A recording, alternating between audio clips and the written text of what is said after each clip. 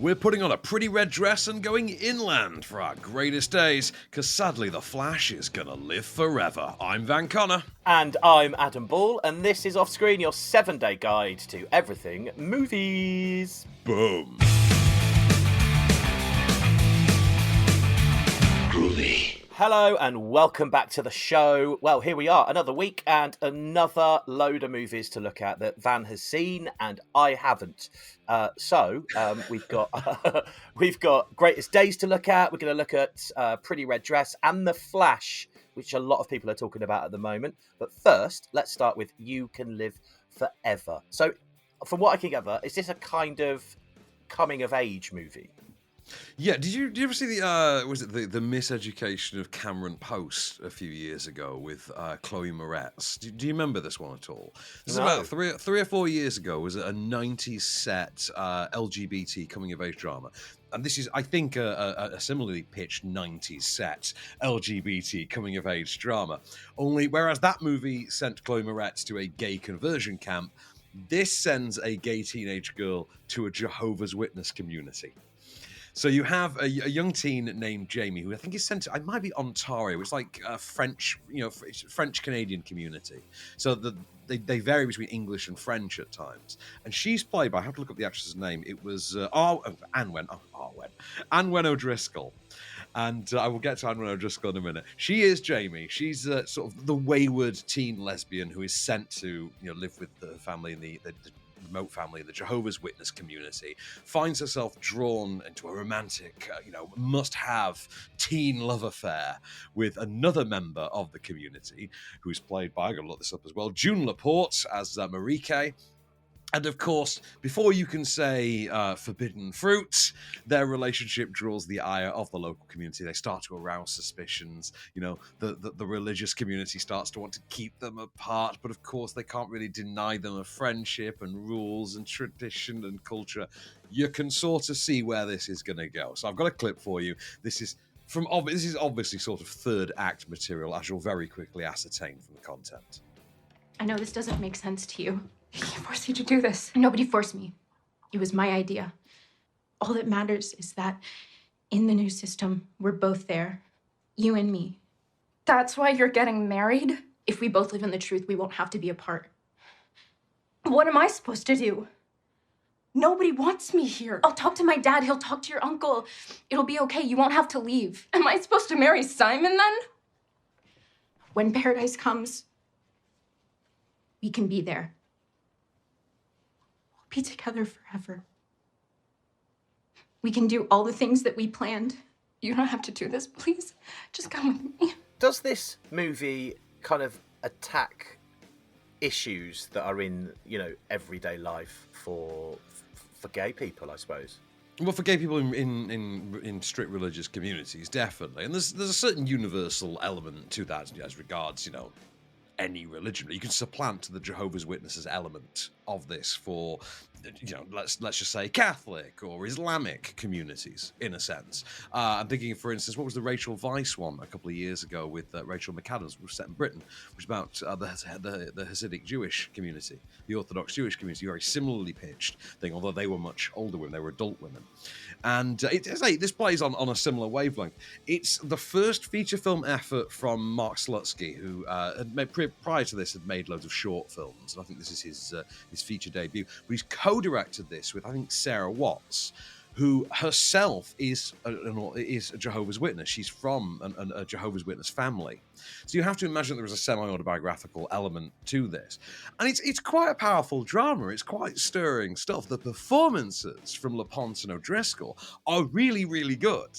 And the writing, it's not going to keep you guessing, because you kind of know that this story only has 2, maybe 3 possible endings at best. You know what I mean? You've seen one of these movies, you've kind of seen the general pitch that they're going to go for, and it's the family with a dog problem. You know what I mean? When you've got a movie about a family getting a dog, you've got the Marley and Me issue of there's only so many ways this is going to end realistically. You've got that here to an extent. You know what I mean when I say that? Like, there's only a couple of possible ways out for this story. Yeah. You've got that going through, and all the way through that it's one of the 3 possible endings. Really, you're going to go Brokeback, you're going to do this one, you're going to do that. those kind of permutations for the ending. I'm not going to tell you which they use, obviously.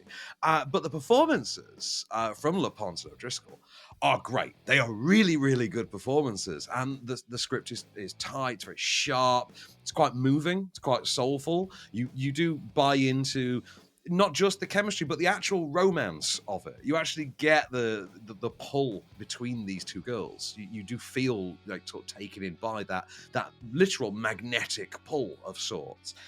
It's undercut ever so slightly. This is one of those me things. I know this is very much a me thing. Okay, it's undone ever so slightly on a sort of comedic level by Anwen O'Driscoll bearing an uncanny resemblance to the adult film actress Adriana Chechik. Which, you know what I mean, just a bit of a jarring thing. And if you know who Adriana Chechik is, just off the top of your head, you can probably guess why. But yeah, but I say I was taken in by the chemistry, by this teen love story. I think it's a better movie than, for instance, than The Miseducation of Cameron Post was. Definitely, I thought more than that. It's not up to comparatively like Brokeback Mountain level. It's not anything quite as accomplished as Brokeback Mountain was back in 2006, but I do think this is a really stirring, powerful, poignant love story. I think the direction of it has a flow, it has a sensibility that I think fits the material really, really well.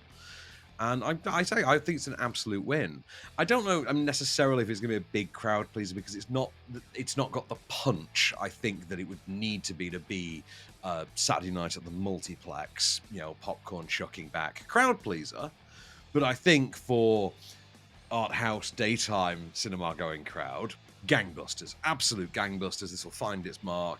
Absolutely brilliant. Obviously, this has been released this month, Pride Month, for an obvious reason. It's distributed by Peccadillo, who are the go-to, the definitive LGBT film distribution label, at least in the UK, as far as I know. I'm not sure if they do it internationally.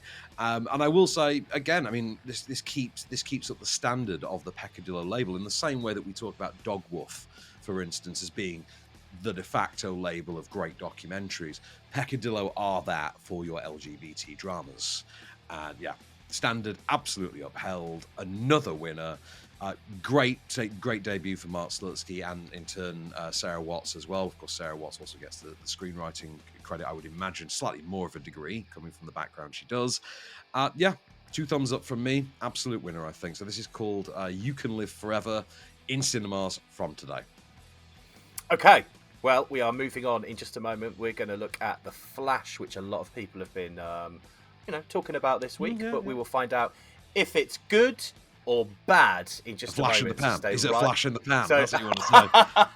There it is. There it is. Is it a flash in the pan or not? We'll find out in just a minute. So stay where you are.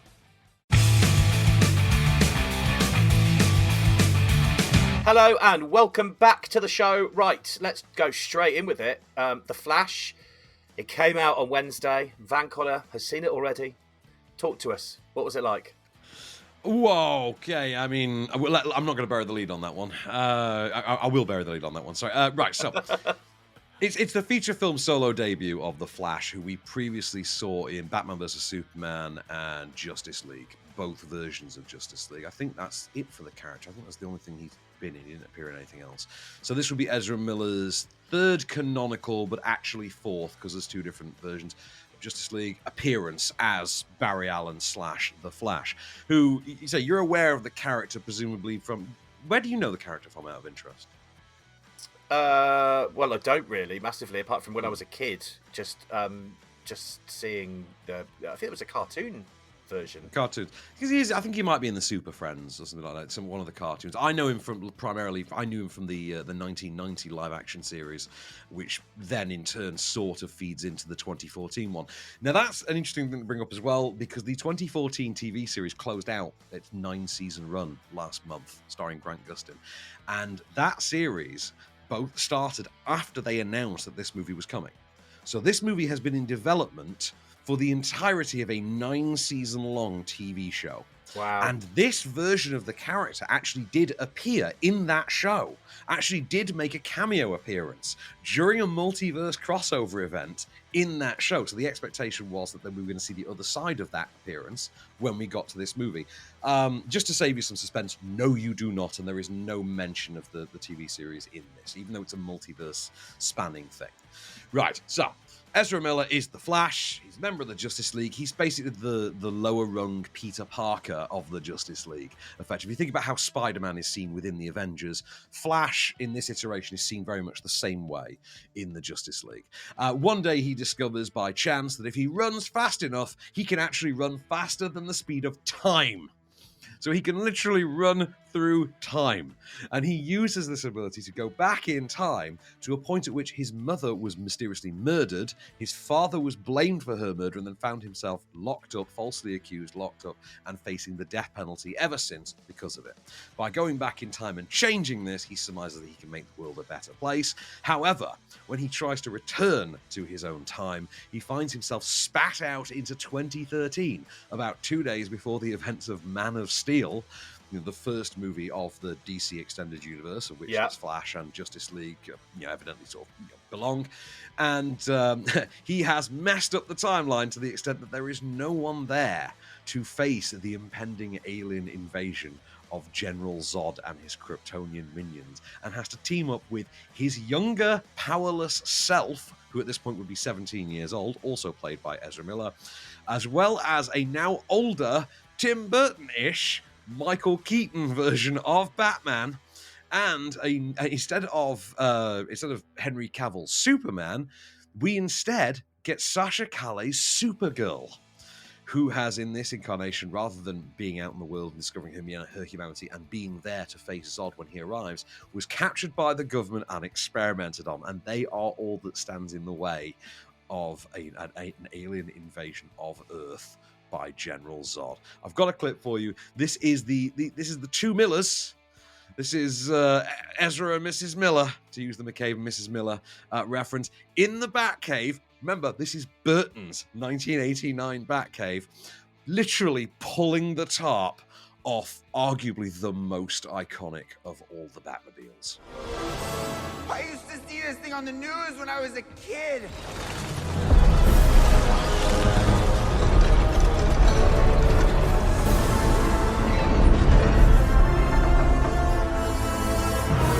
I'll help you get this Superman. Then you're on your own. You are here. Yeah. I'm Batman.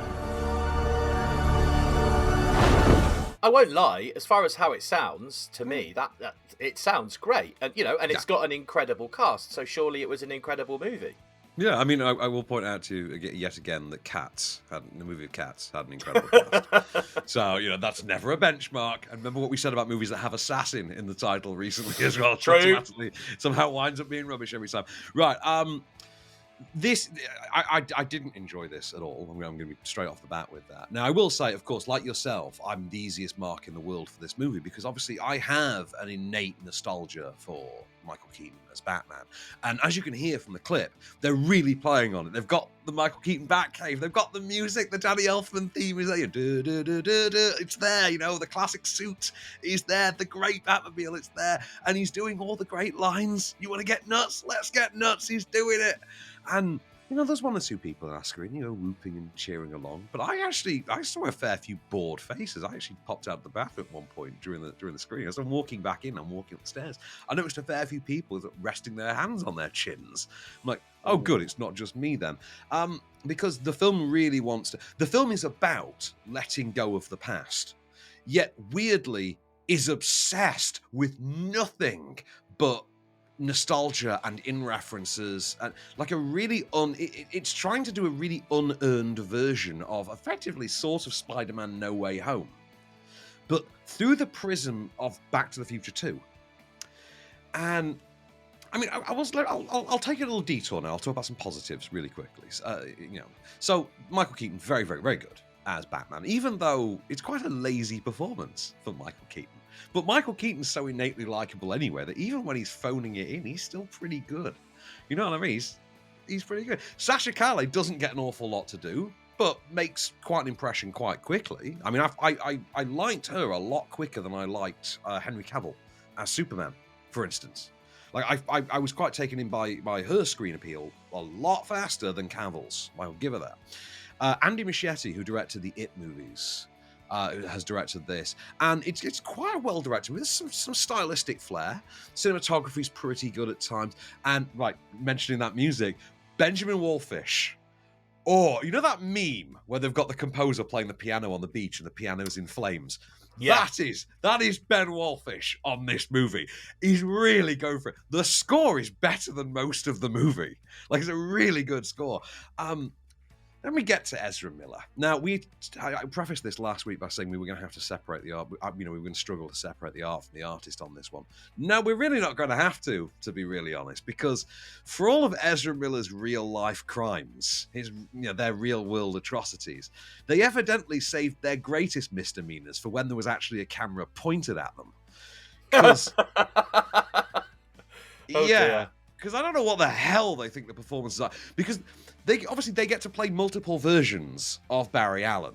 Yeah. And one version is, I don't know what the equivalent would be, what the neurodivergent equivalent of blackface would be. But that seems to be what they're doing for the first chunk of this movie, where he's just doing this weird talking, must leave the table kind of, Dustin Hoffman in Rain Man shtick, but then can transform into Peter Parker on a dime. And then you get the younger incarnation in which he's just Eddie, the crazy roommate from Friends. You remember Eddie, the crazy roommate in Friends, with that laugh that he does every 10th? That. And I swear, every single time I heard, my genitals shrunk a little more. Like, every time. Every single time. A piece of my soul died every single time I heard, shut up, Ezra. Shut up. I could punch you in the face and never tire of it. And yeah, so there's that. And that's without even going into the real world Ezra Miller stuff. Because that's nothing to do with the movie. Right. I say, the movie, again, too steeped in nostalgia for its own good, in much the same way that Fast X tied itself into Fast 5 because it knew that we all had this ingrained love. The high benchmark, the high watermark was Fast 5. Let's hitch our wagon to that. This movie seems to weirdly think that Man of Steel has the same gravitas. A movie that it itself then goes on to kind of undermine by telling us that actually the plot of that movie was pointless. And I do mean literally pointless. Michael Shannon, who apparently shot new material for this, although it seems that they could have actually just pieced it together from rehearsal footage, because there's really nothing new added to that, does literally tell us that the events of Man of Steel were pointless and would have been without Supergirl there anyway. So, not sure what that's all about. The writers of this book, because there were so many different versions, they went through, I think it was 7 or 8 directors before they got to Andy Muschietti. Robert Zemeckis, incidentally, who directed the Back to the Future movies, turned this down. And there are a lot of Back to the Future references in here, because obviously it wants to be Back to the Future 2. Like, it's obvious hallmark, benchmark, cultural touchstone is very clearly Back to the Future 2. I mean, they outwardly stated at one point. But believe me, it's no Back to the Future 2. Zemeckis, though, was among the directors who walked away from this. Jordan Peele was one of them as well. Ben Affleck walked away from this, I believe, at one point as well. John Francis Daley and Jonathan Goldstein, who do have a hand in the finished screenplay, which I think gets credited to Christina Hodson. Right, like I say, Keaton's far and away the best thing about this. As a film in its own right, though, it just doesn't make sense. It really doesn't. Its A to B logic simply does not hold up. A character can do something in one scene, and 3 scenes later, that limitation that was placed on the first time isn't there. So if a character can breathe underwater in one scene, they can't in another.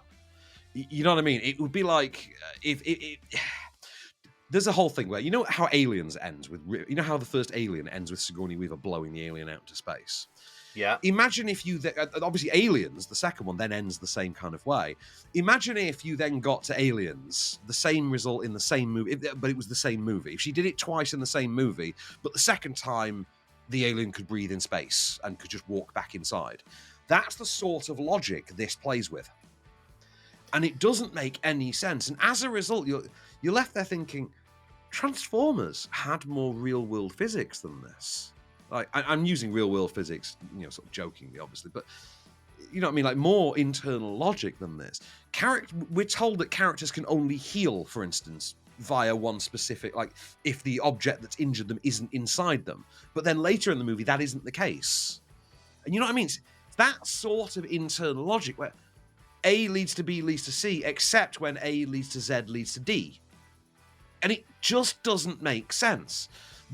Even the inciting incident of the movie, how Barry changes the timeline, is not entirely dissimilar to how Barry changes it back. And again, it just doesn't make any sense. And you could forgive all of this. And bear in mind, this is the Fast and Furious fan telling you this. You could forgive all of this if it were just entertaining. But it's not. It's mostly either irritating or uninteresting. And in the middle of it all, you have Oh no. for 2 hours and 25 minutes. Right.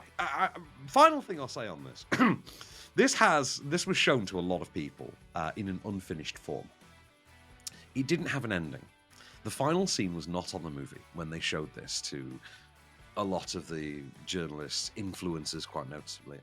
So all of those positive, buzzy reviews you've heard so far, prior to us recording this, were based on an unfinished version. They didn't have an ending until, I think it was 6 or 7 days ago. And it's a very, very obvious reshoot. And when I say an obvious reshoot, I mean Kiersey Clemons, who plays Iris West in the movie, is in this scene and is an entirely different body type to what she is in the rest of the movie. Ezra Miller, in this very obvious reshoot, is wearing one of the worst wigs I've ever seen. And then you've got an actor there who looks exactly as they did on the red carpet this week, like down to the facial hair. And you're thinking, this is just the most glaringly obvious reshoot. You then get a post-credits scene. There was at the very, very end of the credits, you get a sequence, no spoilers, but it refers to, and it was quite clearly written and filmed before they had decided what most of the third act was going to be, because it literally refers to events that never happened, that aren't in the film. So it's a complete mess. It's not just an unfinished film, it's a hodgepodge to the extent where its own characters don't know what events took place in their own movie. Like, that's how disastrous it is. It made me think a lot, and the most comparable touchstone for this is Dark Tower. Black Tower's a wine, isn't it? Dark Tower, Stephen King's. Yeah. Sounds like you needed it after this. No, they didn't put a bar on for this screening, which I can't help but think was an epic fail on the part of the publicists. If ever there was a movie they needed to get you hammered for, this was it. And the bloody ice cream counter was shut as well. Middle of sodding summer, they shut the ice cream counter. Figure that one out. Well, Zara and I were in there with the slushies. I had to buy slushies. The only way we could cool down during this. Believe me, I was glad. It does sound like a bitty movie from what you've said. There's one question I have to ask. Go on. Did they use Queen, Flash? No, they did not. They did not use Queen. I'll tell you what they did use. Though, they did use, and you won't have been able to avoid this if you've been on TikTok or Twitter in the last day or so. There are obviously some very heavily leaked VFX cameos. Oh, sorry, I've not mentioned the VFX in this are dreadful. They are absolutely dreadful. For all the great direction and cinematography, the VFX on this are spectacularly bad, and I do mean PS3 level bad. Okay. And this extends to some very, very heavily leaked cameos, which you and I talked about this off mic beforehand, do involve the resurrection of, by my count, at least 3 dead actors. One of them in particular is distasteful to an absolutely unfathomable degree. And, I mean, it's abhorrent. There are some jokes in this as well involving Ezra Miller and mental health and things like that, again, very, very distasteful. And I can't quite see how they made it through the edit. But, you know, if they're going to wheel Ezra Miller out and allow them to be on the red carpet after everything, then quite clearly we're not talking about, you know, the best level of oversight on this film anyway. So I thought it was complete crap. I think it sends the DCEU out very much the way it came in, which is to say, badly. But it is the end of the DC Extended Universe. It is the end of the DCEU. And good riddance to bad rubbish is all I can say. I mean, this would rank as, I think, arguably about the 6th best one of the DCEU movies. I think there's been 9 or 10 of them in total. If you count Black Adam, maybe 11 or 12. But this would count. It's not the worst one, but it's not even in the top 5 of the best. This is no Shazam. It's no The Suicide Squad. It's not even Birds of Prey and the Emancipation of Harley Quinn. It is rubbish. But if you like a bit of Michael Keaton nostalgia, I've got just the movie for you. Well, I mean, it's already out in cinemas. If you want to go and see it, The Flash, make your own mind up if you wish. Right, in a moment, Pretty Red Dress, Inland, and Greatest Days, all left to review with Van in just a bit. So we'll be back in a minute.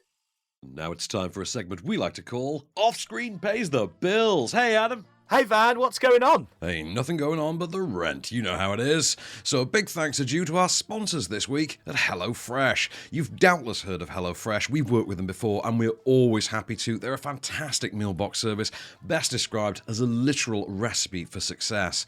Every week they'll send you the whole shebang, from foolproof instructions to high quality proteins and veggies. HelloFresh bring out your inner chef with every single tasty, easy to prepare meal. And they cater for so many requirements like pescatarian, veggie, diets like that. They've even got fun little things like s'mores bundles for the kids. There's always new snacks and meals on offer.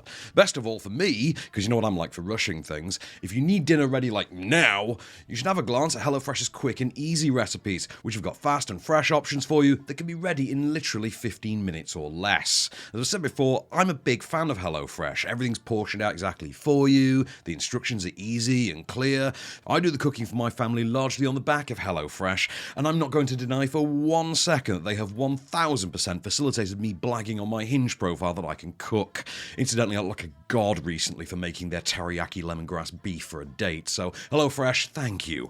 But you got to check them out for yourself, and the best part is that if you head on over to hellofresh.com/offscreen16, use code offscreen16, you can get 16 free meals plus free shipping, which is madness. Do it, really. hellofresh.com/offscreen16. The code's offscreen16. 16 free meals plus free shipping. You will very, very quickly twig as to precisely why they're America's #1 meal kit. So thanks again to HelloFresh. Now, back to the show. Hello and welcome back to the show. Right, we've got 2 new movies to look at in this segment. We're going to look at Pretty Red Dress in a moment, which is out in cinemas from today. But let's talk about Inland, first of all. I have seen the synopsis to this. There was one thing that stood out, and that is that there's somebody involved in this movie that has a fantastic surname. I'm not going to spoil anything or mention it in a moment, but I'll let you talk about what you thought of it first. You're wondering who I'm talking about, aren't you? I'm wondering who you're talking about now. By any chance, is it writer, director, Free Off Rider? No, Mark Christmas. No? Oh, Mark Christmas. Yes. Love that name. Yeah, I mean, it's worth noting that Mark Christmas is brilliantly credited on IMDb as Drunk in Brothel. Yes. So, yeah. That did make me chuckle. Guess Christmas came early this year. Anyway, so, a new movie written and directed by... bleep that. We're going to have to bleep that. Right. Brilliant. So, it's a double entendre. It's fine. If they can do it in a Bond movie, we can do it. Yeah, we can do it on a show. It's fine. They made that gag in a 12-rated Bond movie. We're fine. So this is credited as being a modern fairy tale. I'm not exactly sure how they worked that out, but it's a feature debut of writer-director Free Off Rider. This was pretty big at the LFF at the end of last year. Stars Rory Alexander and Mark Rylance. So Rory Alexander's a newcomer. Mark Rylance, obviously, been around since time memorial. Most remembered, I think, nowadays as being the BFG in live action for Spielberg back in 2016, 2017. This is the story of a young man who is released from a facility. Appears to be a sort of rehabilitation. I think he's been locked up. It's sort of a mental health treatment facility as well as sort of lock-up facility. He's let back into the community, returns to his homestead, which I think is in Gloucestershire, as you'll very quickly get from Mark Rylance's accent in the clip we're going to play in a moment. Has returned to find his mother, long gone. the community sort of looking at him, you know, through the side gaze, like suspiciously, like always treating him as a sort of an outsider. And it's about the mystery of, you know, what drove him away, and what he has returned to, what became of his mother, and the relationship he seeks out with a sort of a mother figure that he has still living there, as well as his ongoing relationship with Mark Rylance's character, who is sort of a boss as well as a sort of a mentor father figure to him. You have a listen, you can sort of hear it here. Where's Toby? Toby? Said he couldn't come today. Couldn't come. Well, he's a busy kid. Yeah, what's he busy with? I don't know, he just said he couldn't come. He doesn't want to see me, does he? Come on, you can say it. He doesn't want to see me. Not in so many words. Not in so many words. No. Well, how many words does he want to see me in then? Come on, what's this? An ambush? The tone there kind of gives me the impression that it's quite a deep, dark, and emotional movie. It wants to be very much a sort of a David Lynch drama. It very much wants to be a very abstract. And I suppose actually thinking about the fairy tale thing does make sense to an extent in the writer and described as a modern fairy tale. Because there is a lot about the folklore and the forest. I think it's the Forest of Dean specifically. And about being one with nature in a sense. There is sort of an undercurrent of that. But it is, I'd say, it's not a film about plot. Like, trying to come up with that plot synopsis for you just now was kind of a stretch, because it's not really much of a plotty film. It is very much about character and relationship and performance and direction. Like, even on the script side, it's not really a dialogue-heavy film. You know, there is, like, for instance, there's a psychic brothel element brought into this, which where the David Lynch side really comes in. It's like a psychic that works out of a brothel, for instance, which is wonderfully shot. I mean, gorgeous. The whole film is gorgeous to look at, I have to say.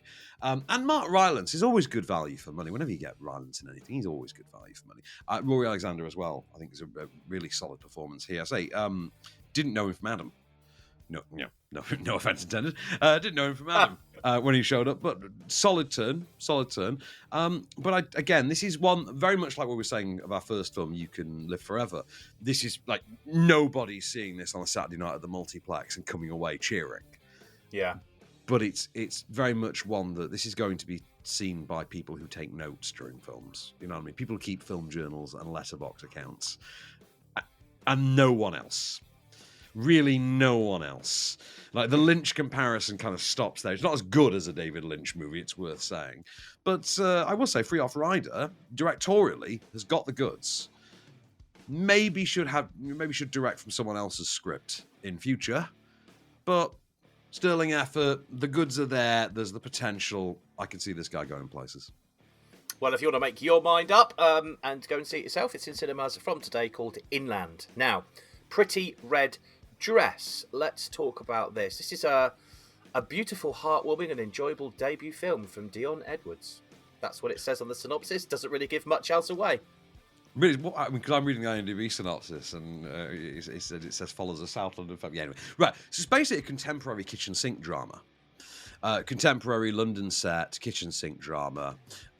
Black British family. I think it's Natey Jones. I think plays the sort of patriarch. Is it Natey Jones? Natey Jones is the patriarch. You've got Alexandra Burke as the mom, and they've got a teenage daughter as well. Now, he is fresh out of a year in the Nick. Like, just literally gets released at the onset of the film. And he's sort of finding his way back into society, working for his brother in a restaurant. Not his wife, sort of long-term partner / baby mama, played by Alexandra Burke, is an aspiring musician and performer, and she is up for a performance in a Tina Turner musical.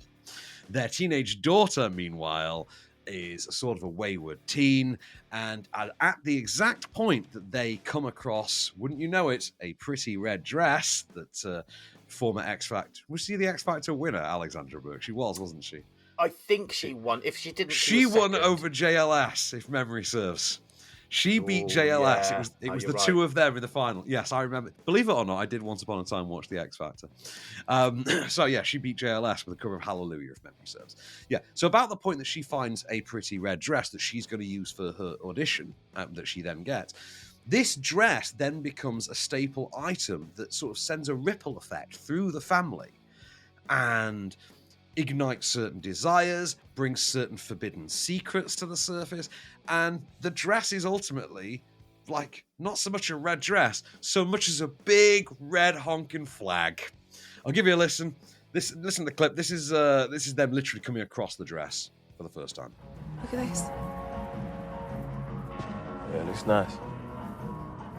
Neat. What do you think, Luke? Yeah. How much is it, hun? Oh, the Lily Marvin, it's 279.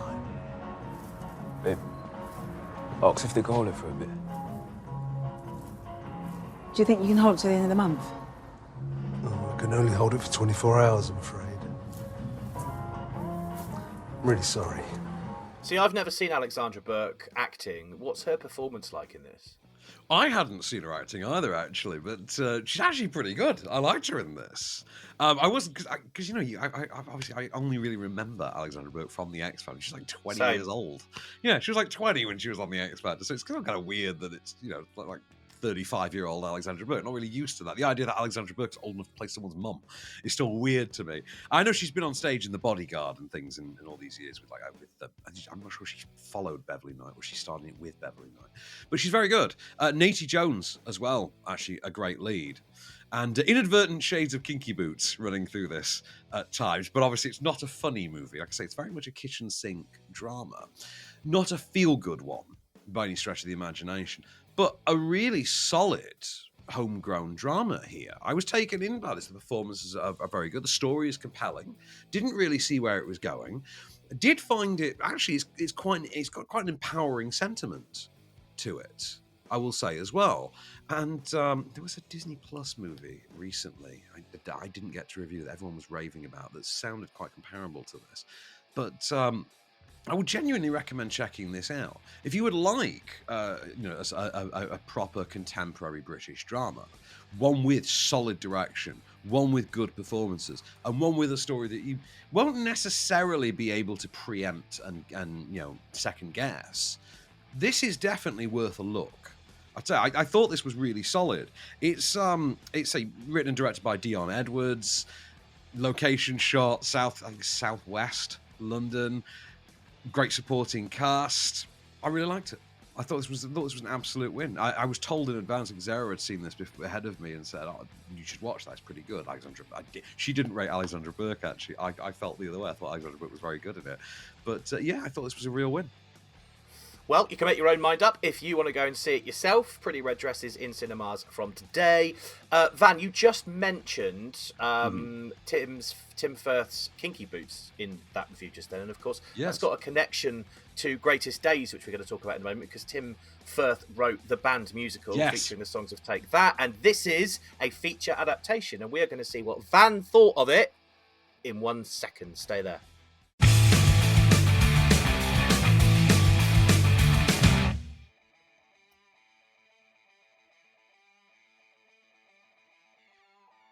Hello and welcome back to the show then. We've got one last movie to look at that Van has already seen, of course, and it is Greatest Days, which I mentioned earlier, written by Tim Firth, who wrote Calendar Girls, Kinky Boots. He wrote the band musical, which featured songs of Take That, and this is a feature adaptation of that. So, talk to me. What did you feel? What did I feel? Well, I felt that for one thing, I remember way, way too many lyrics to every single bloody Take That song, it seems. Also, that we're long overdue for the S Club feature film musical. Just saying, I'm there for that. I'm there for that one, reach for the stars, baby, But, right, so...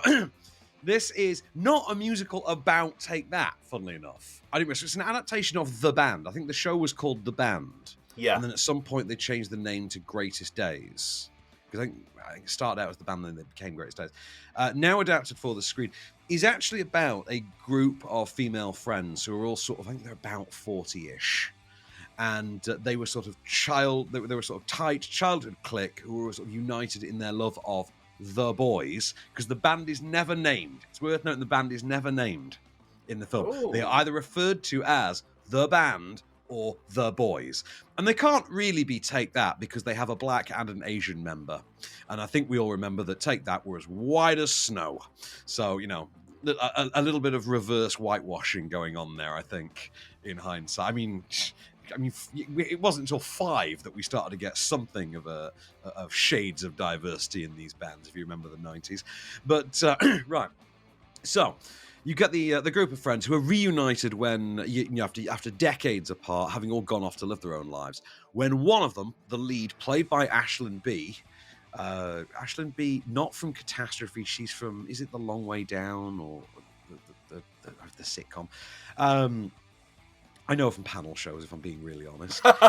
When she wins a radio contest, and they get to go to Greece to see The Boys perform, and the girls all reunite for the first time in decades, but they've got their grievances and they've got their long festering resentments and their secrets and their lies, and they're all going to come to the surface, but all through the medium of musical numbers containing Take That songs. Have a listen.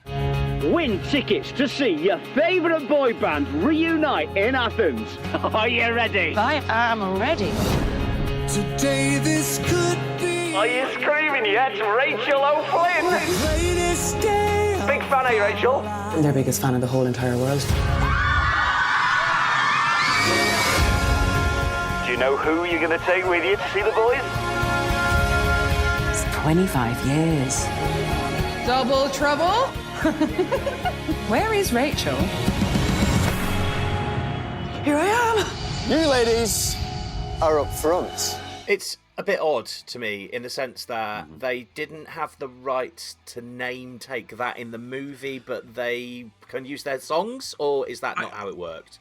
I don't think it's about rights. I think it's a creative decision on the part of Take That themselves to make it more abstract rather than make it a biographical Take That thing. Because, for instance, if you make it actually about Take That, then you have to address the Robbie of it all, for instance. And I don't think anyone particularly wants to bring up the rivalry between Robbie Williams and Gary Barlow. Although, I'll be really honest, that would make for a much more fun movie than this.